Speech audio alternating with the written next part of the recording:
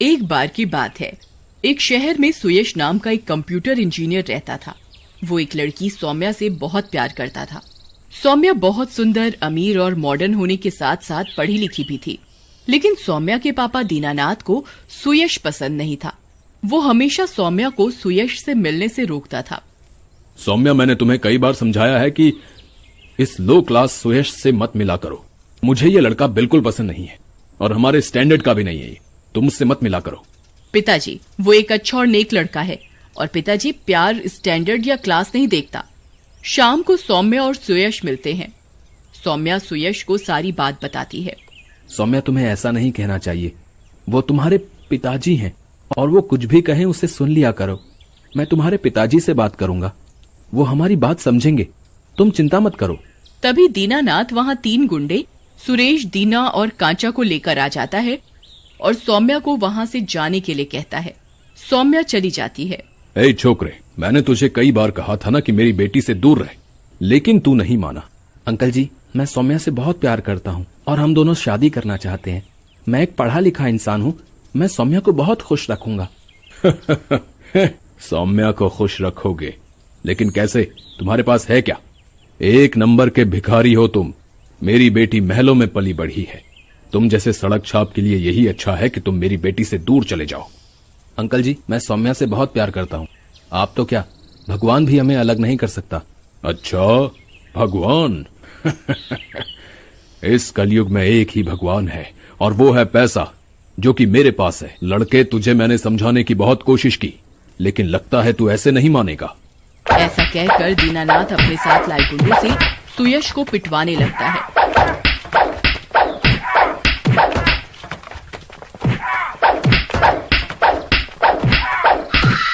थोड़ी देर में ही सुयश पिटते पिटते बेहोश हो जाता है। ये गरीब थोड़ी सी भी मार नहीं झेल सकते। थोड़ी सी पिटाई में बेहोश हो गया। बड़ी बड़ी प्यार की बातें करता था। तभी एक गुंडा सुयश के पास जाता है।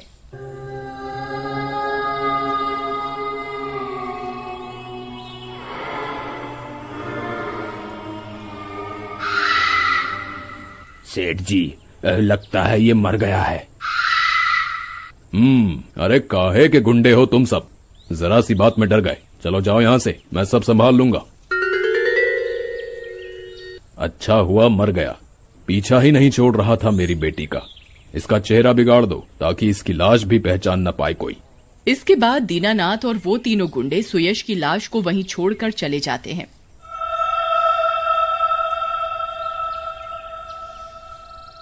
कई दिन बीत जाते हैं। उधर सुयश मरने के बाद एक भूत बन जाता है और सौम्या के घर जाता है।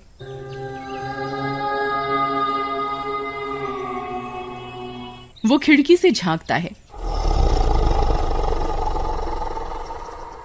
सौम्या अंदर बैठी रो रही होती है। सुयश, तुम कहाँ चले गए मुझे छोड़कर? कहाँ हो तुम? कई दिन हो गए। अगर तुम मुझसे सच्चा प्यार करते हो तो प्लीज आ जाओ, एक बार प्लीज आ जाओ। लगता है सौम्या को मेरे मरने का पता नहीं है। दीनानाथ ने भी इसे गलत बात बताई है। तभी भूत सौम्या के सामने आ जाता है और सौम्या को सारी बात बताता है। क्या तुम्हें मार दिया? नहीं नहीं, ये नहीं हो सकता। मेरे पिता ने मेरे प्यार की जान ले ली अपनी झूठी शान के लिए। इन्होंने तो एक ऑनर किलिंग की है। इन्हें इनके किए की सजा जरूर मिलनी चाहिए। हाँ सौम्या, मैं इन सब में से किसी को भी जिंदा नहीं छोड़ूंगा। इन लोगों ने न सिर्फ हम दोनों को अलग किया, बल्कि जो लोग ऑनर किलिंग को सपोर्ट करते हैं उनको भी शय दिए। मैं इन सब की जान ले लूंगा। नहीं सुयश, नहीं। मैं नहीं चाहती कि तुम भी उन्हीं की तरह बन जाओ। और हमने एक दूसरे से प्यार किया है। हम अपने प्यार को बदनाम नहीं होने देंगे। हम इनको पुलिस में पकड़वा देंगे और कड़ी सजा दिलवाएंगे, ताकि इन्हें और इन जैसे कईयों को अपराध करने से भी डर लगे। नहीं सौम्या, मैं इन्हें नहीं छोड़ूंगा। इन्होंने गलत किया है। ये कहकर वह चला जाता है। उधर दीनानाथ का एक गुंडा कांचा रात को अकेले घर जा रहा होता है। रास्ते में उसे सुयश का भूत दिखता है। अरे लगता है आज ज्यादा ही हो गई। मुझे ये क्यों दिख रहा है? इसे तो कुछ दिन पहले ही मारा था, फिर से जिंदा हो गया लगता है, इसे फिर से पीटना पड़ेगा। ऐसा कहकर वो सुयश के भूत की तरफ बढ़ता है, लेकिन नशे में होने के कारण गिर जाता है। क्या हुआ, मारोगे नहीं मुझे? आओ मारो, नहीं तो मैं तुम्हें मार दूंगा। मुझे मारेगा तू? तेरे तो मैं हाथ पैर तोड़ दूंगा। ऐसा कहते हुए वो उठकर सुयश के भूत की तरफ बढ़ता है, लेकिन सुयश का भूत उसे वहीं उठाकर मार देता है।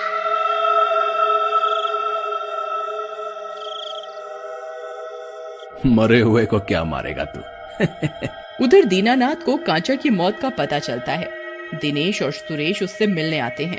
ये कैसे हो सकता है सुरेश? कौन ऐसे मार सकता है कांचा को?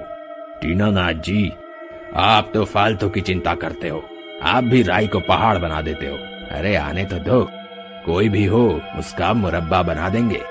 उसके बाद बाकी के दोनों गुंडे दीनानाथ से मिलकर अपने घर चले जाते हैं और रात को दोनों एक बेड पर ही सो रहे होते हैं। तभी सुयश का भूत अदृश्य रूप में दिनेश नाम के गुंडे के पीछे जोर से लात मारता है और दिनेश बेड से दूर जाकर गिरता है। अबे किसकी मौत आई? अबे जिसने अपुन को मारा कौन है? उसकी जोर जोर से चिल्लाने की आवाज सुनकर सुरेश भी उठ जाता है। अरे दिनेश भाई, क्या हुआ?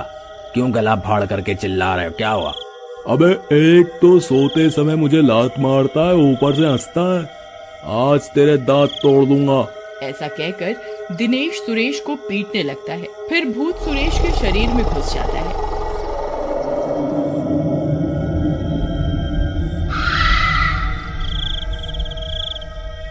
भूत के घुसते ही सुरेश का शरीर बड़ा और भयानक सा हो जाता है और उसमें बहुत ताकत आ जाती है।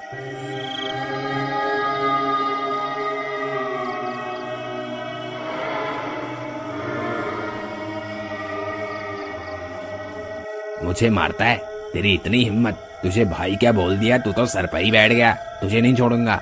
ऐसा कहकर सुरेश दिनेश के शरीर के टुकड़े टुकड़े कर देता है। तभी सुयश का भूत सुरेश के शरीर से बाहर आ जाता है।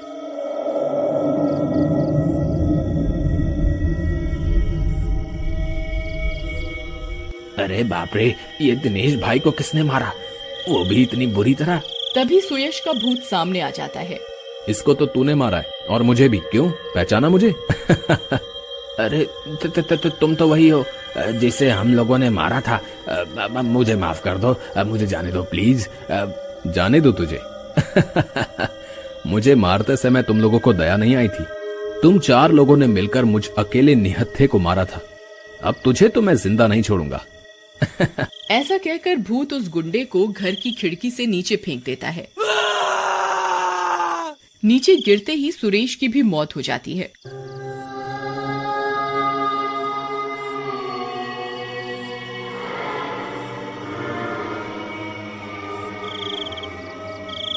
अगले दिन दीनानाथ को इस बात का पता चलता है तो वह बहुत डर जाता है और शहर छोड़ने की तैयारी करने लगता है। सौम्या बेटी, जल्दी जल्दी अपने कपड़े पैक करो, हमें ये शहर जल्दी से छोड़ना है। लेकिन क्यों पिताजी, क्या हुआ? तभी वहाँ सुयश आ जाता है।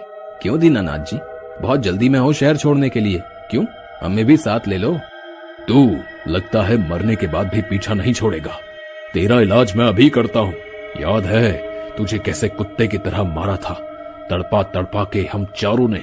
वो कैसे भूल सकता हूँ मैं अकेला था और तुम 4। सौम्या वहीं खड़ी होती है। बस सुयश, बस करो। अब पिताजी की सारी बातें मैंने रिकॉर्ड कर ली हैं। बाकी का काम पुलिस को करने दो। ये सुनते ही दीनानाथ को गुस्सा आ जाता है और वो सौम्या को जोर से एक थप्पड़ मारता है। तेरे लिए मैंने क्या नहीं किया, और तू इसके लिए मुझे ही पुलिस में पकड़वाना चाहती है? जा तू भी मर। फिर दीनानाथ पास में पड़ी लकड़ी से सौम्या के सिर पर जोर से मारता है। सौम्या वहीं बेहोश होकर गिर जाती है। मेरी इज्जत के लिए मैं कुछ भी करूंगा। तूने ये क्या किया? अपनी झूठी शान के लिए अपनी बेटी को ही मार डाला।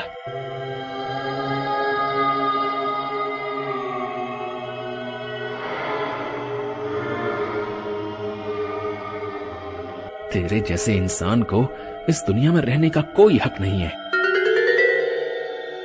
ऐसा कहकर सुयश का भूत दीनानाथ को वहीं मार देता है और सौम्या को हॉस्पिटल ले जाता है। सौम्या ठीक हो जाती है और आज भी सुयश की आत्मा हमेशा के लिए सौम्या के साथ ही रहती है और उसकी रक्षा करती है।